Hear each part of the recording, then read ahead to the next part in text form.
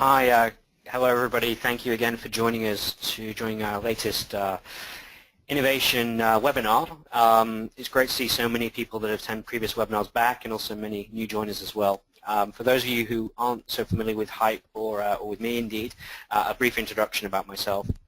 So as Mitch said, my name is Colin Nelson. I run our consulting group here at Hype with the people and process part of the business, helping organizations with the facts and the considerations that need to be taken into consideration around implementing an enterprise program beyond the sort of the details of the software. As you'll be aware, Hype's an innovation management software application provider, and I'll touch more about that in a second in terms of introducing the company.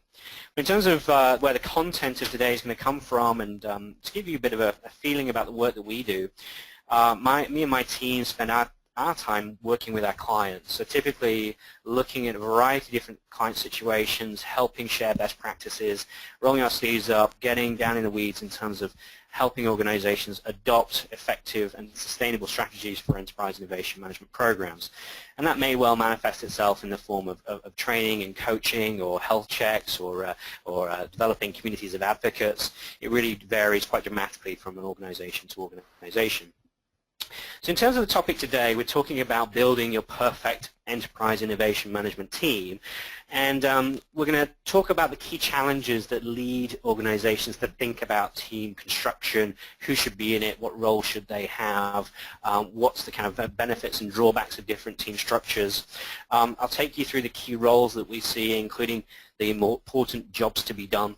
We'll look at a variety of different teams in sort of small, medium, and large terms, so that irrespective of what type of organization you have, we'll give you a sense of what the sort of common team shapes are that we see emerging across these different types of organizations, and throw a few tips and tricks in there as well.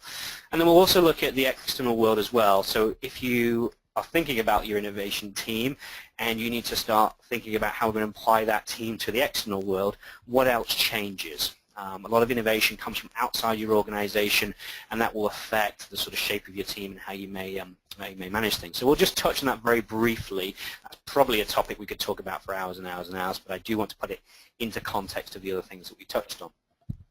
So just a few brief slides about Hype for those of you who are not so aware of the company, or this is your first webinar. Our mission is to help simplify innovation for organizations. Innovation obviously is a complex thing, but wherever possible we want to try and make it easier, more consistent, more sustainable, more predictable. And that means by actually providing the platform, the framework, the guidance to our clients, and then enabling them to go away and do the work of innovation, allowing them to go and innovate, but for us to provide sort of the plumbing and the directions ahead of time. Hype as an organization is founded in 2001. We're a spin out of Daimler Chrysler. You may have heard of them. And all we do is innovation management. Headquartered in Europe, in Germany, in Bonn, in the US, in Boston. And we support full scope innovation management tools. So that's all the way from strategic areas of focus all the way through to implementation. It's off-the-shelf applications that's simply ready out of the box pretty much, but it is configurable according to various different types of organizations that we see and different types of circumstances that are required. Yes, we're mainly a software provider, but we do some other things as well, and I represent the bottom right group here at Hype in terms of the consulting group. But we also do technical integration services, setup services for our clients, and embedded across everything we do, the software, the process, and the services is an effective and repeatable process that is designed to support a variety of different innovation circumstances. You will all be perhaps aware of the Innovation Hype community, Hype Innovation community. You may have read our Hype blog. This is a growing and really enthusiastic community of innovation professionals that work with us in some kind of capacity. It manifests itself in a whole range of different activities, this being one of them, our webinar series. But do take a look at the Hype blog. There's some great content on there from a whole range of different writers, both internal and external of Hype. Also, if you get a chance to attend one of our forums, I'd strongly recommend it. Even if you're not a client but would be interested in attending, you can make a special request to come and see if we have space for you. The next one, as Mitch said, is going to be in Amsterdam. and that'll be in February, and then we'll have one in May in Bonn, Germany. It's a great opportunity to share experiences, to network, to hear from other innovators, to share your problems and challenges and hear what other people have done and how they've faced that. So please feel free to get in contact with our marketing department if you'd like to be part of this hype community to an even greater extent. So let's get on to the meat of the topic today, and building our perfect innovation team. Well, that's a tricky title right there. What is a perfect team? And of course the answer is it depends. Different organizations need different things. And there are a set of core challenges that we find really tend to dictate what type of team needs to be created. And they're grouped into three areas. The first one is organizational complexity. And it'll be no surprise to you that the bigger or more complex an organization is, the more thought needs to go into where we put our innovation resources, where we put our innovators and our people that can talk innovation. In many organizations, we tend to find there's a core innovation hub, a group of people who are there to try and coordinate with everybody else. And in many cases, if you work for a large organization, that hub just isn't big enough to be able to coordinate with the various fringes and different elements of our organization in different countries perhaps. So the more geographically dispersed we are, the more languages we speak, the less connection there is between divisions, typically the more resources we need in order to build a sustainable and effective enterprise innovation management program. So the complexity of your organization should be the starting point in terms of thinking about what kind of team you should bring together. And I'll talk more about perhaps starting points and growth curves a little bit later in terms of the team's development even within complex organizations. Now the second consideration, which is also crucial, is the maturity of the message of innovation. That feels a little bit grandiose, but my point here is that if you have a successful culture of innovation and you simply want to make it better by perhaps putting some enterprise tools in place or trying to involve greater fringes of the organization, that's a very different conversation than an organization that really has never innovated systematically, certainly hasn't invited its enterprise to help it innovate. The work that needs to be done is going to vary very dramatically. So think also quite carefully about, if we say the word innovation, do people understand what that means and what impact that should have in their day job? Because if it doesn't, we're going to need more resources, more time, more energy into help establishing that. And the types of topics we're going to focus on are going to vary as well. So a direct impact on the innovation team is going to be the maturity of the innovation message. And again, we'll touch more about this as we progress. Now, if you're trying to build an innovative culture, now changing culture takes a long time. So of course, we need to think about where we're going to put our innovation team in the organization, what kind of roles it has to play, and manage our expectations, because we're not going to be able to go from perhaps a service company that's only ever grown through mergers and acquisitions to an all singing, all dancing innovative culture overnight. It's going to take much more time. So our focus is also going to come into the equation. Where can we put our resources? Where can they have an impact? Where should they start? And then where might they go later on? The third significant area of consideration in terms of complexity and what kind of resources to put in place is the ambition of the program.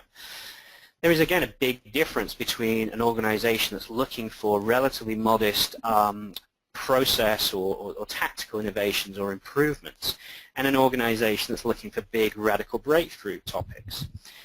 Now, and the way to think about this is that the more incremental that we're going after, the quicker we will achieve success stories, the faster we'll be able to get messages out there of progress. Therefore, the more rapidly we'll be able to expand the conversation of innovation. The adoption curve will go faster because more people will hear about its success more quickly. But if we're looking for, say, a breakthrough innovation, it may well take us, say, 10 years to put into practice.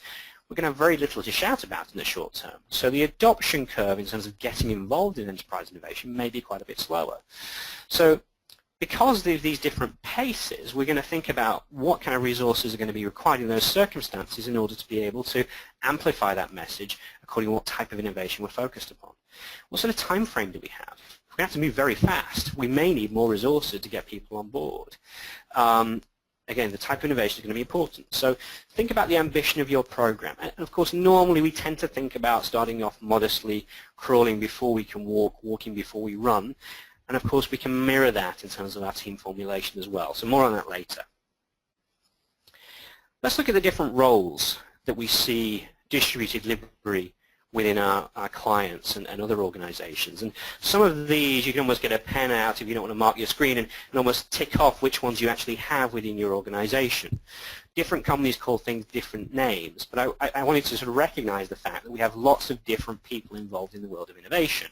So we have sponsors sitting at the top of the organization, people with C-suite responsibility, people with budget may well fund and offer the program credibility. Some organizations have chief innovation officers, more popular perhaps in the United States than in other parts of the world, but this is a growing trend, actually having somebody on the board who has responsibility for innovation. Many of you will have innovation managers, people who are actually responsible for the job of innovation, perhaps responsible for parts of the portfolio even. There'll be campaign managers, so if you do ideation activities, who's actually going to run those? Who's going to actually get the collective insight of the organization, focus on a given challenge? If you're a product company, it's pretty likely you'll have a research and development group. You'll have a head of R&D who will be responsible for at least a portion of your innovation portfolio. There are evaluators at various different stages. So people evaluating insights, people evaluating trends, people evaluating ideas, business concepts, the investments that we put in place. Where do they fit in? We'll have lead innovators, people that are have regular day jobs but have shown through their enthusiasm for this process that perhaps they can take a greater role. They can perhaps act as facilitators. They can perhaps moderate online events. They can perhaps provide us with content before we launch ideation activities to much wider groups, quite a useful group that tend to emerge over short periods of time. For those of you who have attended many of our webinars may remember a topic last year on innovation advocacy, essentially creating a viral enthusiasm for innovation from the bottom up. In a more mature program, we can actually identify and coach potential advocates to share their expertise and their knowledge, share success stories, and begin to bring the organization together in one conversation around innovation. Then there's the communications people who get responsible for getting the message out there. Again, this is going to be important if you're going to go for an enterprise program. We need some way of articulating to the company that this is important, that people should care, and we'd like them to get involved. Now the challenge, of course, is that all of these roles mean different things to different people, and I have a perception about what they might mean, and I've kind of tried to illustrate that for you a second ago. But in many cases, these roles may well be one and the same. So we may actually have our Chief Innovation Officer is our C-level sponsor, but not necessarily. Our innovation manager may also be our campaign manager. What one organization may call an advocate may in another organization be a champion. So to sort of cut through this for a second, what I'd like to do is think about what are the jobs to be done as opposed to the specific roles for now. We'll come back to these roles later when we talk about team formulation, but let's focus on the jobs to be done. So I think that's a little bit easier to talk about in terms of building an effective team at this stage. So the jobs to be done essentially are the roles and the tasks, of course, in a very high-level terms. Let's look at these set as the key ones that are going to be crucial for us to develop a proper and effective program. Now, we may not need all of these roles at all times, but these are the roles that definitely have some part to play. So the role is sponsorship and program credibility. The job might be Chief Innovation Officer or a C-suite sponsor. The role may be managing the innovation portfolio. That might be an innovation manager, might be a head of R&D, so on and so forth. Deciding which elements of the portfolio should progress is going to be perhaps just the evaluators, it may be parts, management teams as well. People are going to drop in and out of these roles. We don't need everybody at all times. So actually this begins to feel a little bit easier because some of these roles are the core and some of them are actually used on a case-by-case basis. You get the idea. So let's look at each of these roles in turn and what they should bring. And then that'll help us come back against those different job descriptions and start formulating some teams. So the sponsorship and program credibility role. Credibility is crucial. For employees to share, for them to participate, for them to get involved in brainstorming sessions or go to design thinking workshops, they need to believe in the program itself. They need to believe what they're getting involved with. And so having somebody at the top level of the organization offering credibility is going to help participation and confidence in the process. If people have confidence in the confidence in the process, then our adoption curve will speed up. Therefore, we'll be able to impact that innovation culture a little faster. Without this, people worry, well, what's going to happen? All right, so I participate in innovation, great, but who's going to actually fund this? Who's going to take these ideas forward? Who's going to develop these business concepts? Without that credibility, some people will choose simply not to participate. It also gives us the opportunity to demonstrate that we need innovation, to link the strategic targets of the organization through to the innovation work that we do. So people can see that perhaps if we're an organization that's having to innovate to survive, let's go back to that example I gave a moment ago, perhaps we're a services company. We've only ever grown by mergers and acquisitions. Suddenly there's a disruption in our market, perhaps a new competitor from an emerging market. We can no longer work in the same way. So we're having to innovate to survive. The organization's never innovated before in any kind of systematic way. So our big goal is to save the organization, to reinvent ourselves, to keep ourselves relevant. But the actual tasks that we see may well be multifold. They may well be focused on creating new things. They may be saving money. There might be process improvements, everything, innovating every aspect of our business. And it's important that people have a link between those tasks they see on the day-to-day and the actual focus and problems of the organization. And having that C-suite sponsorship is crucial to making that linkage. And in many cases, this individual may be the budget owner as well. Not necessarily, but may well also do that. Let's look at managing the innovation portfolio. Now, this, of course, is done in different ways in different companies, but it's important that somebody is managing the actual work of innovation, essentially taking those ideas through to implementation. And in many cases, if you're a product company, it's probably someone in R&D that has responsibility for that portfolio. However, if you're not a product company, you may not have an R&D department. Perhaps the ownership of new things is distributed between different departments or even different countries. This could be highly devolved. So you may have multiple people that actually take responsibility for the innovation portfolio. And maybe we have governance around that, maybe we don't. But actually having somebody that's owning, moving things forward is going to be crucial. Because if we generate content through whatever form, through brainstorming sessions or design thinking workshops or ideation, we don't have people to manage it through to implementation, then essentially we wasted people's time, and worse, we may have spoiled the world for future generations in terms of if we mess up, people may be less keen to participate in innovation moving forward. So decisions on the portfolio. As I said, this could be various different stages, but there does need to be people that are involved in making choices, saying this seems to be better than that. In some cases, that might be the community itself. In some cases, it's going to be a group of relevant experts. In some cases, we're going to have multiple different decision points. Perhaps they sit on gate review committees. Perhaps they have budget control, but somebody's making decisions somewhere. Now, the good news about this particular group of people is that we can assign them on a purely tactical basis. So we have a particular need, perhaps it's a process innovation, we can bring the relevant experts to the table to decide on that, and then we can allow them to go back to their day jobs. We ask for relatively small amounts of their time, but it has quite a big impact in terms of helping us make sure that our innovation portfolio is of good quality. But this should not necessarily be anything other than a day job task for these people. It's not like you need to be a full-time decision maker within the innovation teams. This is good because this enables us to keep our investments down. Now, some of you may well have a role where you're innovation managers in your own portfolio and you'll also be involved in decision making. That's fine. I think the important point is that each of these roles are taken into consideration, even if they manifest themselves through the same person or different people. It's important that the tasks actually are carried out. Now, the heartbeat of the innovation process are these people, those that facilitate the innovation process. These are individuals that own best practices, perhaps connect different stakeholder groups across the organization. They coordinate with those that need to innovate and those people that can help meet those needs. They may well brief and facilitate early stage evaluation sessions. They may well make sure that the advocates are trained and we're developing a community of champions. These are people that essentially act as the connectors to all the different parts of the innovation world that we have. Now, in many cases, this manifests itself in one or a small number of individuals, but clearly the bigger we are, the more global we are, the more these roles may well have parallels in different countries or different departments. But actually, it's quite good to keep this a relatively small team because it makes sure that the best practices that that exist are shared well. As soon as we start replicating this particular role, we actually start losing connections. So we need to be pragmatic about the amount of these individuals we have and where we put them. And again, that may well help us when we talk about innovation champions later on in terms of what roles and tasks we give those people.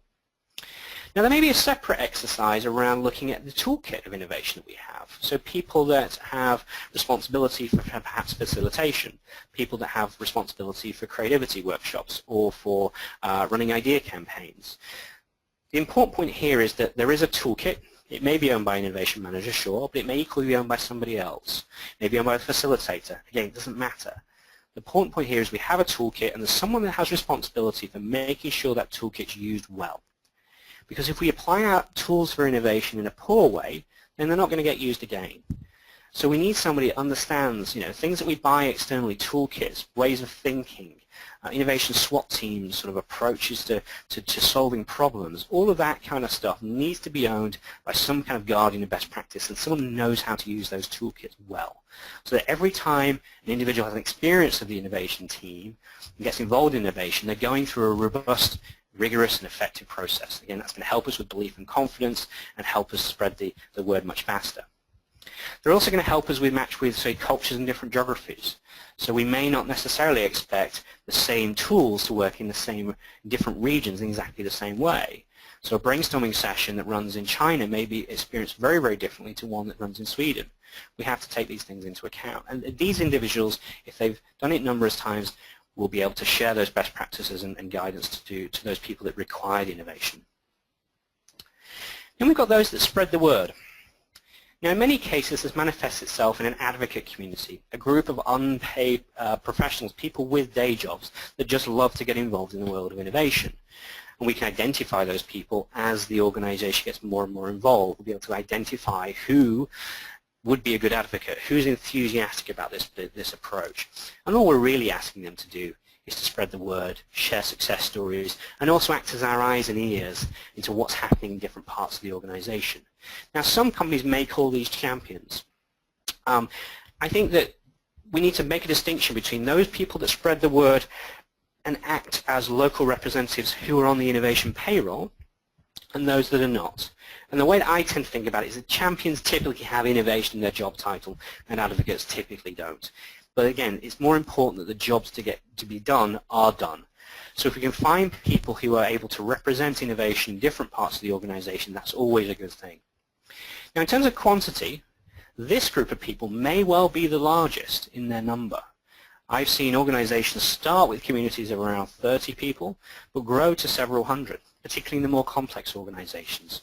So every division, every country, every locality perhaps even has somebody that has responsibility for innovation. Now, it may be hard to justify the investment in that on day one. As I said, we can use advocates perhaps to help us with that in terms of being unpaid volunteers. But this will be a community that will normally grow. And it manifests itself in relatively modest groups to start off with, building over time as we get more and more excitement around innovation. But the point that these guys really offer is to virally spread the enthusiasm for innovation from the bottom up. So it's not just a top-down task. And that also helps make the next role we're going to talk about a little bit easier around communications.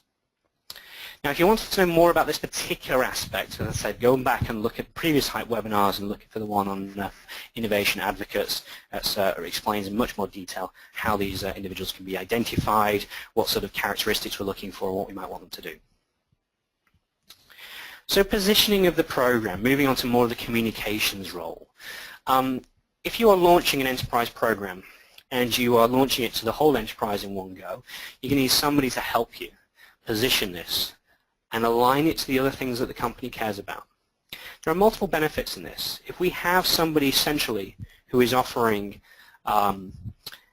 a corporate message around innovation, it seems to be something the organization cares about. Now, for some people, they will have greater confidence and belief in that program because they can see the central messages.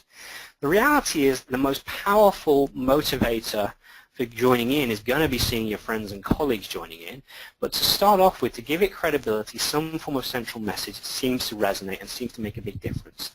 Organizations put effort into launching a program, putting a lot of communications into it, making sure the message gets out there, always has better results in the early stages for sure. And normally we can start winding back this role once the launch has been done. But talk to your corporate communications people. They know what kind of messages work. They know what kind of channels to use. And they're very, very helpful in terms of getting the message out there and also helping you to align to other activities. So if you have change programs going on or transformation programs going on, it's crucial that we align effectively the world of innovation to those things. Is the word innovation actually helpful to us? Do you want to call it something else? Again, not everybody's excited by the word innovation, so we need to think quite carefully what kind of reaction that's going to create within our organization. So I'm going to move on to team development and the small, medium, and large teams. And really what I want to try and do here is to start giving you a feeling for what kind of team shapes may deal with what kind of different circumstances. Now, there's no hard and fast rules here, but I'm going to give you a sense of what we see most regularly emerges. And I want to go back to that core personnel list, essentially who's in the core team, because I know that these are the sorts of roles that you will see in your organization. You won't necessarily yet have a clarity on the jobs to be done. But bear in mind that correlation between the two. So I'll try and join the dots up as we go through. But these were the list of individuals that we thought may have a role to play in innovation. So let's look to start off with the small innovation team, or sort of startup team. What kind of personnel do we really need? And what kind of quantity of that time do we really need? In terms of in the sort of smallest and most modest groups that we see and work effectively, we're typically talking about certainly some form of campaign or innovation manager role. So these are people that are responsible for the innovation process, but perhaps behalf of somebody else. Remembering that the innovation manager job sometimes means owning part of the portfolio. Let's just take that to the side for a second. The important point is there is somebody responsible for taking ownership of things that are generated. If that's the innovation manager, great. If that's the right place for it to be in your organization, if it needs to be somewhere else, that's okay, as long as we keep talking to those individuals and keep in the loop, but it does need to be owned somewhere. Campaign managers, if we're talking about enterprise innovation, then we're certainly going to need somebody who's going to be able to facilitate an enterprise conversation. Obviously, enterprise usually means software, and having someone who understands campaigns, be they ideation campaigns or problem-solving campaigns or any other kind of campaigns, is going to be crucial to getting a large or diverse group of people to work together. Now, you may have an R&D department, and in which case they are going to be part of the team for sure. You may not, and in which case that's fine, as long as someone has responsibility for the things that you're generating. Bearing in mind that all innovation is product innovation, so process, business model, service innovation, all of these things have relevance. So just make sure you have a home for that. And evaluators are obviously going to be important. So if we're generating innovations on perhaps a technical aspect of our product, we're going to need appropriate technical experts to assess that content. Now, as a bare minimum, this is a perfectly acceptable team, but we've also got to manage its ambitions in terms of what it could actually do as a scope of work. So obviously it's suitable, more suitable for more tactical programs, modest scale teams or divisions. And quite often organizations will start with enterprise product, an enterprise program within a division. And this kind of shaped team is just fine for that. We don't even need full FTEs in any of these roles. As long as somebody has a bit of capacity to be perhaps a campaign manager, to coordinate with other innovators, then that's actually fine. The important point is there is somebody with a bit of capacity, and the amount of work that they can do is going to be affected by the amount of capacity they have. So if they're a half FTE allocated to innovation, that's going to be 50% amount of work as a full-time FTE. Now, the amount of work it's going to take is going to vary dramatically. If we're going to do big, radical breakthrough things that are going to require a lot of follow-up energy, a lot of coordination with stakeholders, that's going to be more effort than running some more incremental innovation topics. It's not going to be so suitable for an enterprise scale. We're going to need extra things. We're going to need C-level sponsors. We're going to need communications. The bigger we go, the more of these roles we're going to fill in. So this is a good starting point if you're looking for just getting something going, but it's probably not going to be sustainable if you really want to go out wider. Now you may say, well, hang on a second, Colin, you mentioned about the C-level sponsor being so important for credibility, and that is true, but the reality is some organizations don't start there. They start with a departmental owner and a departmental perhaps VP, who is responsible for this. And if they're successful, then they begin to grow it up to the executive level. Now, obviously, we'd all rather to have C-level support right on day one, but if you don't, there is another way. As long as you have someone senior and you manage your ambitions in terms of the focus for your innovation program, that should be just fine. Let's look at more of a program level team and the extra personnel we might want to add into that. So certainly at this point, if we're looking at an enterprise engagement and we're looking at a program as opposed to just proving the principles of collaborative innovation work, we're certainly going to need to start adding in that C-level sponsor or that chief innovation officer. And at this stage, we may also begin to think about who else can help us. So communications is obviously going to have a crucial role if we're going out to a broad group of people. We're also going to build in some innovation advocates. That normally comes at a sort of slightly mature stage. So we normally have done some innovation work first, worked out who could be good advocates, and then brought them into the fold. Some organizations will identify them proactively and then train them to be advocates. We actually find the success of that is not as strong as actually waiting for people to emerge who show through their behaviors that they would be good advocates. Lead innovators can be assigned tactically. So, okay, we've got a particular challenge. Who can help us see the conversation, help us get the questions right? Who knows about this topic a little bit? And they can be assigned on a tactical basis. You can get away without them, but they certainly add more value to the process if we include them. So let's look at what the ambitions that they could achieve here. So this is pretty effective as a group. It's certainly suitable for good, strong enterprise innovation activities that are going to run as a program. It's a useful centralized team as well. So in terms of shape, this should deal with most organizational shapes. Now, as I said earlier, the more complex you are, the more geographical locations you are, perhaps the more advocates or champions you may need in order to get the message out to the various fringes of the organization, but also bring those messages back. So what's happening in the different corners of our organization, where are the needs, where are the opportunities, where are the problems. It's not going to be suitable for very small companies. This is a bit sledgehammer to crack a nut. You know, if you're less than 250 people or so, you probably don't need all of these roles. So you can probably get away without advocates, you can probably get away without lead innovators, and you may be able to do all the communications yourselves. But the other roles are probably still going to be quite important to you. So just bear in mind, just match your ambitions to the scale of your organization and accordingly. Let's move on to the ecosystem. So this is where we were typically talking about a large, complex organization operating across many departments, usually many geographies, and we're adding in a couple of extra roles here. Usually the organization's matured a little bit now, perhaps it's ready for a chief innovation officer, and we probably want to put some wider group of people, innovation champions, on the payroll at this stage. So this is where we would have some people who are allocated to other tasks take a bit of their time as part of their job to be innovation champions. So formal advocates who actually have innovation in the job title, as opposed to advocates that are perhaps out there operating in a much less formal way. So this is obviously the sort of ground plan. This is the mission, I think, for many organizations. In terms of quantity of these roles, you typically have one C-level sponsor. You may have a group of innovation managers according to the types of innovation you're generating. You may have a community of campaign managers that deal with particular geographies or particular divisions.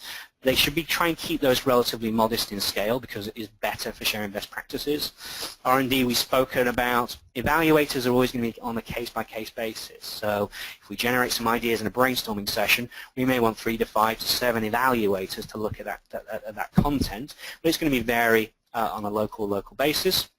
Lead innovators, these are, again, it's pretty similar to evaluators. We assign them on a case-by-case basis.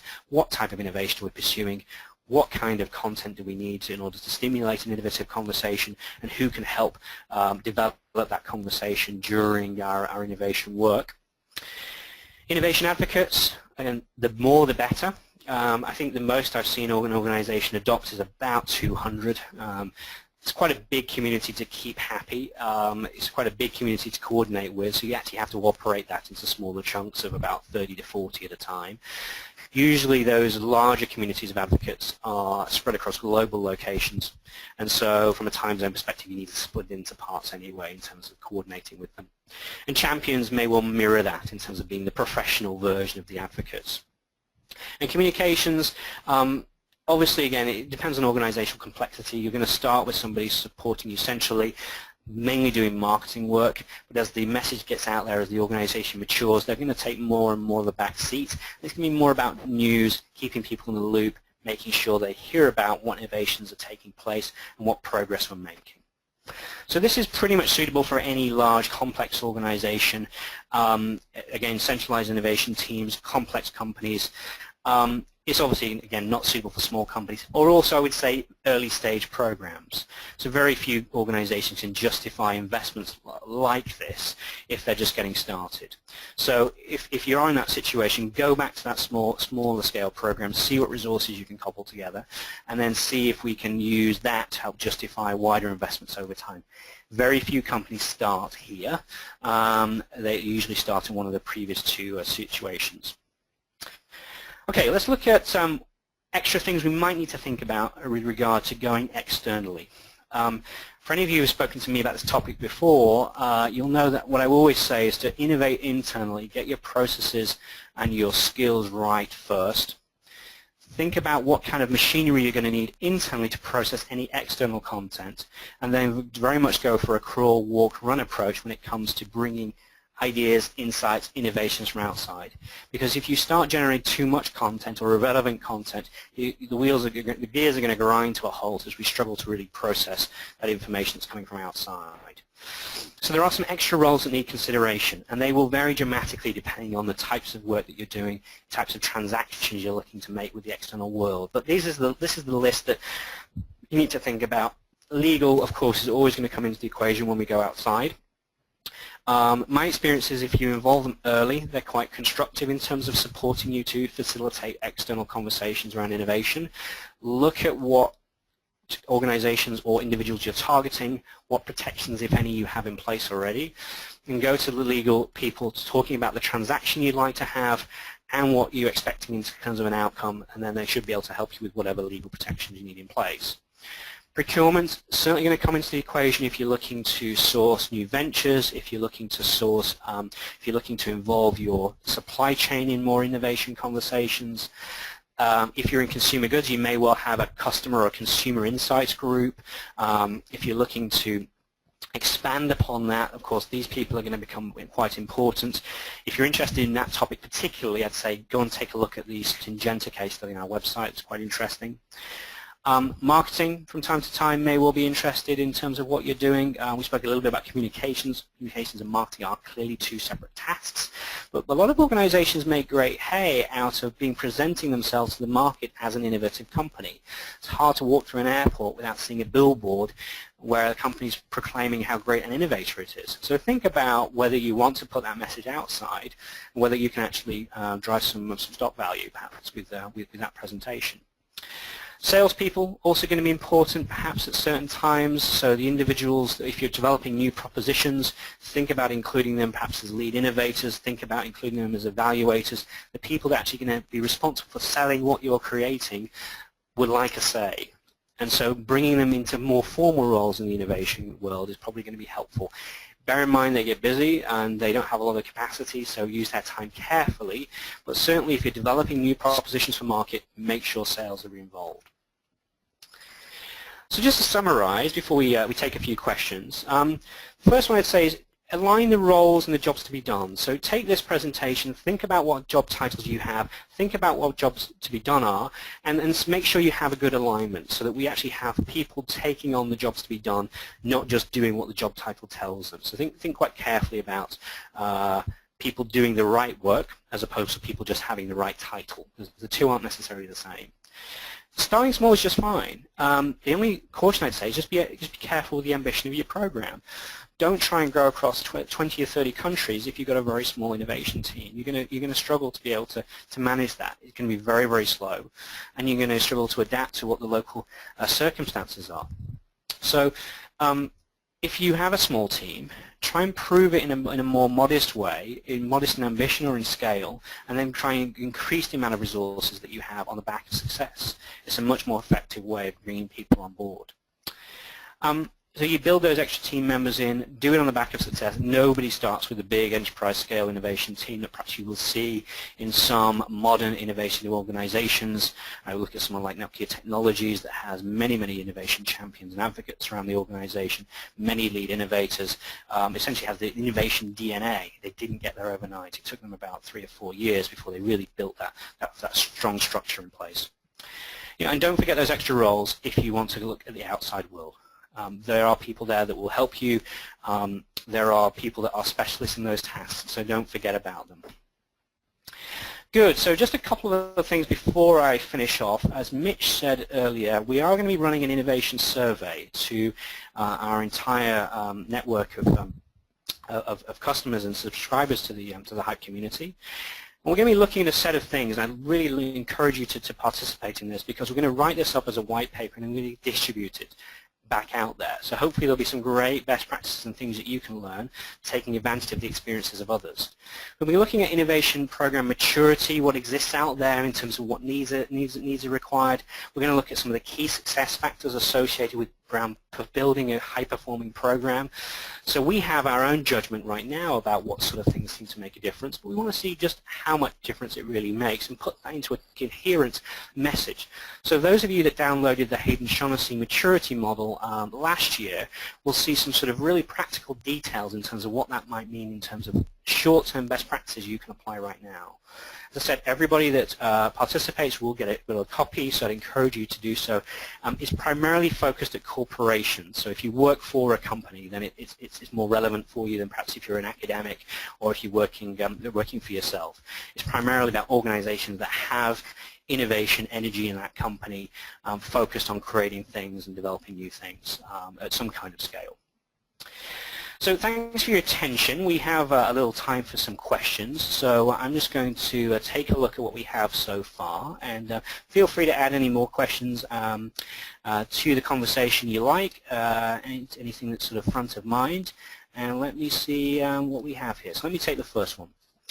Okay, so if I need to prove the principles of enterprise innovation, can I manage with so little resources? Well, I think you can. I think it's really about managing your ambition. So if you've only got as part of an FTE to go and try and run some, for example, idea campaigns, don't focus on things that are going to take you forever to fulfill. Try and innovate a process. Try and do something that's relatively local. Look at perhaps looking at your supply chain. Can we innovate that? Can we try and rationalize that? Do day job problems or day job opportunities that allow you to demonstrate success in a relatively short term. Now, as innovators, we don't tend to get too excited about things like cost savings, but you can use your innovation tools to help save the company money. And my experience is that's actually a relatively easy way of showing some quick success for the rest of the organization. Now, obviously, if we start saving money, it's much easier, to justify more resources and more people on the innovation payroll. That's always a good thing to do.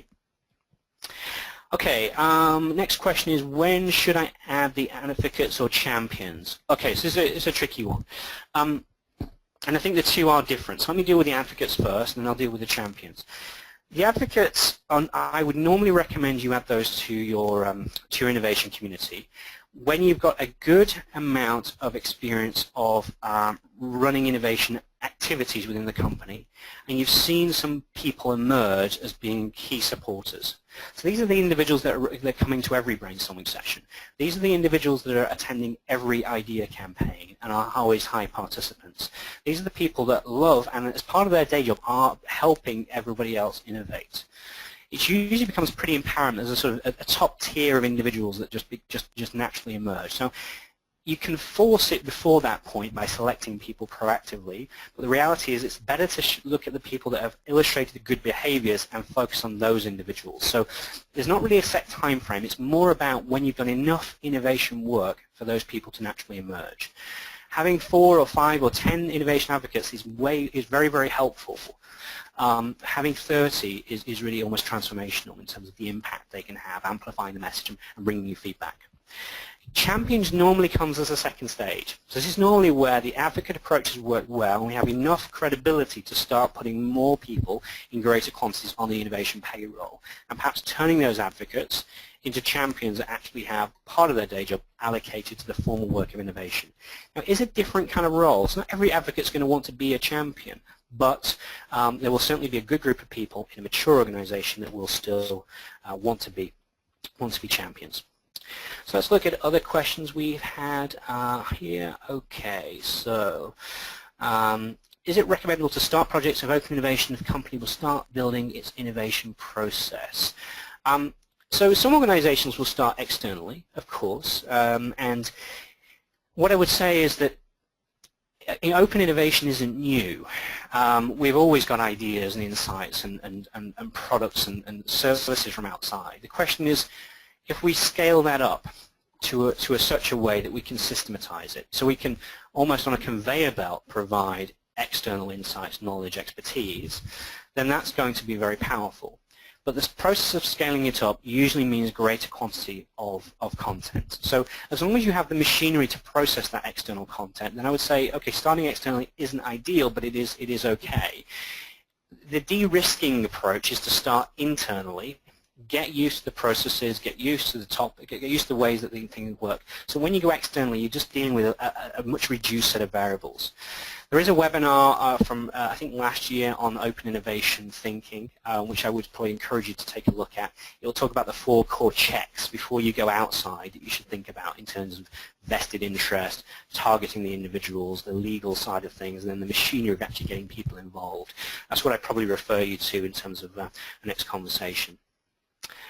Okay, what amount of time is needed to move from an early stage program to a mature innovation management system? So if we look at the 3 examples that I showed you, the small scale and to the more ecosystem scale, I think the fastest that I've seen that go is about 3 years.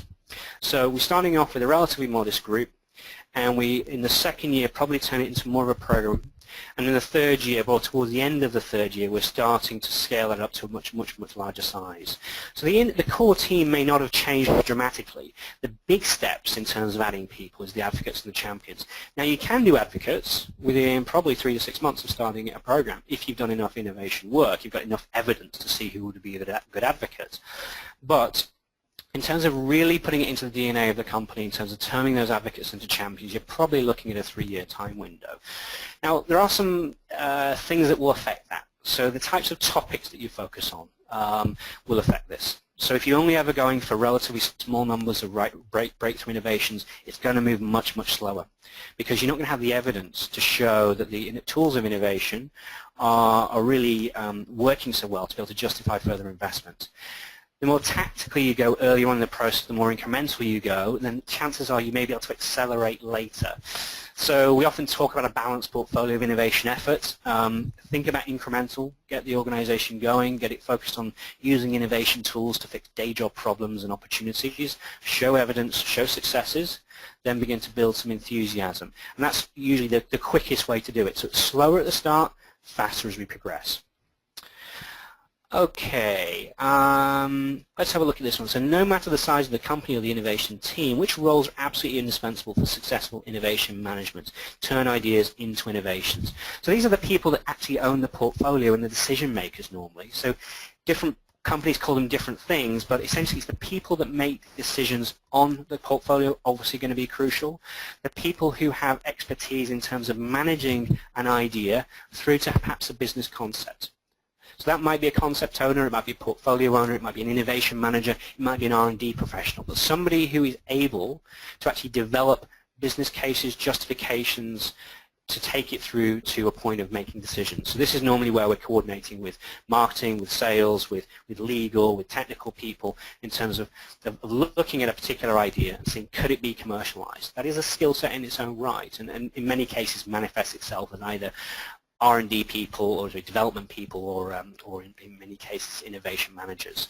So those people are crucial. Now the question then becomes, what about the front end, the fuzzy front end? What generates content?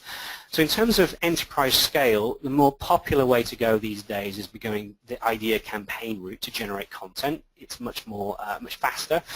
I would still say, enterprise brainstorming is great, but face-to-face still has a role to play. So, you may want to think about what content are we generating here? And there is a role there for a facilitator stroke campaign manager kind of role in terms of making sure we stimulate that fuzzy front end of our innovation funnel.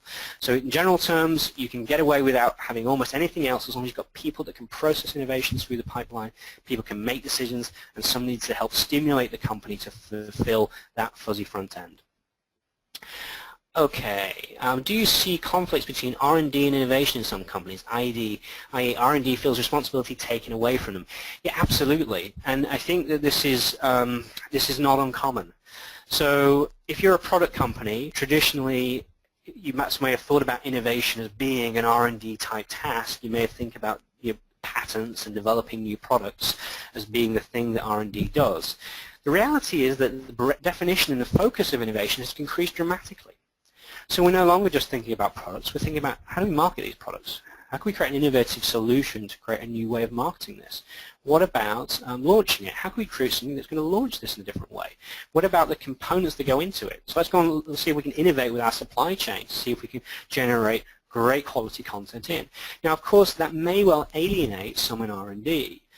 The reality is that this is the way that things are going. So they still have an absolutely crucial role to play, but it is going to be different. They're going to see more content coming in from outside, and you have to get really good at making decisions on what has value. And they're also going to be feeding into different parts of the business in terms of what happens upstream, in terms of what happens once we generate this product or this service. What then? How are we going to make sure that we commercialize it? Because actually, what companies really care about is not innovation per se. They care about growth. They care about revenue. If you're in healthcare, you care about patient care. You care about much more significant things. Innovation is perceived to be a way to get to those things. So I think R&D teams need to be pragmatic, but we also need to be careful about making sure they still have a role to play. Their expertise is often unique, and we need to make sure that we are take due care and attention to helping them reposition into the new world. But yes, you're right. We certainly see on very regular occasions R&D getting a little bit upset that things are being taken off them. Okay, so some big broad questions are probably going to be beyond the scope of this webinar, so I'm just skipping through what we have here. Those of you that are asking slightly broader questions, I will come back to you at a later date, just because we don't have time to deal with the detail of some of these questions. So, okay, that looks good. Any final questions here that I haven't dealt with? Yeah, I'm gonna skip over a couple because they're a bit broad. Okay, a good question here to close off. Do we need a team for innovation today or for tomorrow? Well, I think that in some organizations what they will say is, well, actually we don't need a team for innovation. Innovation is everybody's job. And that everybody has in their KPIs and their targets how to innovate. I think that's pretty rare in many organizations for that to be the case. We're talking about a very small percentage of companies. It also steps aside from the fact that innovation is a skill set in its own right, or many aspects of innovation are. So how do you go into a brainstorming session and you're going to be stimulating that conversation with a key question or an ideation event? We're stimulating that with a question. Who can write a good question? Who actually has the skills to write a really stimulating, interesting question to get the outcomes that we need? It's a skill set in its own right. Do we have internal consultants that coordinate both at the senior levels of our organization around the strategic areas of focus and also work with a technical evaluator from R&D? Do we have people that have those kind of skills? So I think in terms of the trend, what we will see is, yes, innovation teams will be more recognized as being crucial part of the DNA of a company and have skill sets in their own right. I think we'll get tougher over metrics, and I think we'll get tougher over measurement of their performance. But I also think we'll see more metrics involved in the enterprise of people actually being encouraged and monitored on their contribution to innovation as well. So we can't just say, well, the innovation is the job of the innovation team. It is everybody's job, but we just need to be clear about what roles and strengths people play to. So yeah, great question. I could talk about that almost all day. So we're coming up to the end of our time. So I'd like to thank all of the attendees again for your attention. Great questions. I think this is a really interesting topic and one that perhaps hasn't been talked about an awful lot. For those questions that I didn't get to, Mitch will consolidate those for me, and I will come back to you and share with you my thoughts and ideas on that. Look out for the next webinar. That will be in February, as Mitch mentioned. And please, if you're interested in attending our events, get in contact with our marketing department, and we will try our best to make sure that you can join. So Mitch, back over to you.